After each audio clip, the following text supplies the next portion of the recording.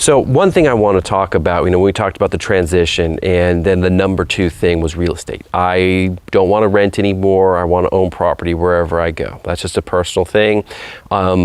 But Brent was understanding where I was coming from. And one thing I want to initially describe, a big difference in terms between here and the United States, is buyer agent. In the state, the buyer agent helps you get a list of things that you want to buy, helps the contract process, helps the closing. But they don't touch really anything.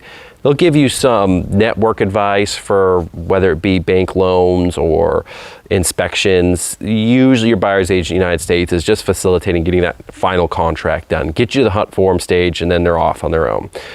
Here in Portugal, buyer's agent means a bit more. It means helping you through the full process, looking over your bank forms, finding the right bank that's a good fit for you.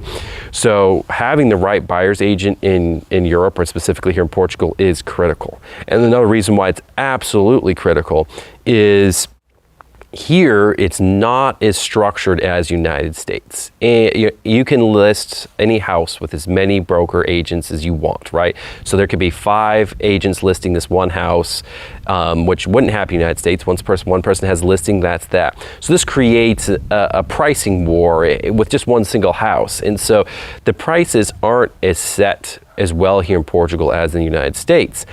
So you could have a house that's really only worth, let's say, 500,000 euros, but they're listing it for 700,000.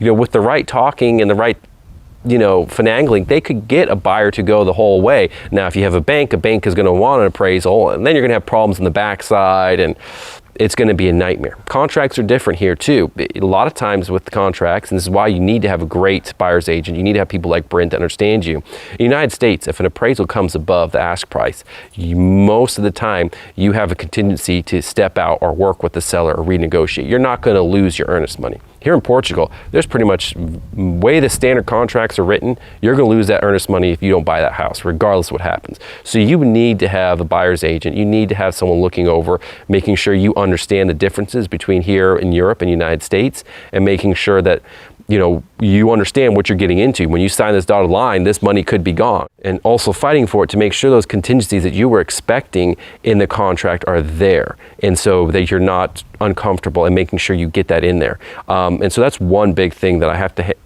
give Brent, is they sat down, we went through the initial contract multiple times, many different iterations of it to make sure I was comfortable.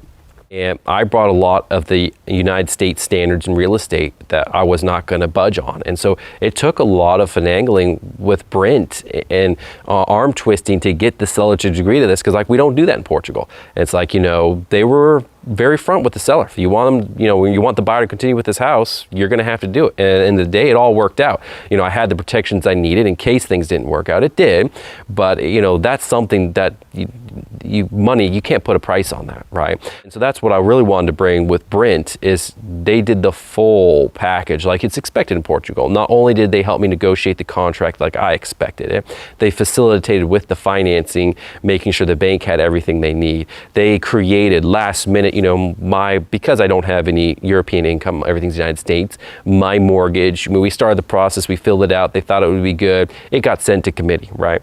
2 days before the committee meeting, Brent sat down, built this huge 73-page dossier, making it clean, making sure that everything was understood, and that in the Portuguese bank's language. So they just look at it, they knew what they had, and they were happy with it. They knocked that thing out, a day. It was ready for the committee meeting, got approved, here I am in this house. So I want to be very clear with, whenever I talk to people, it is a different world in buying real estate out here. There's different expectations, there's different protections. You need to have an agent that understands what this house is worth, and not waste your time.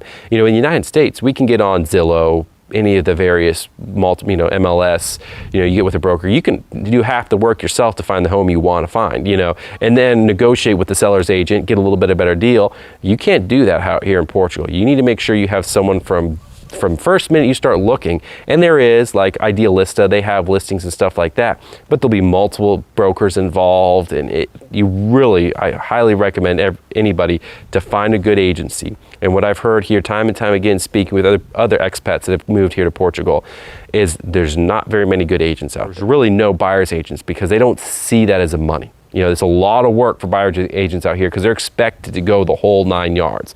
Most are sellers, and they really just come in with an iPhone, snap a few pictures, put it up on their MLS and various listing sites, and that's it. Half the time they weren't answering calls.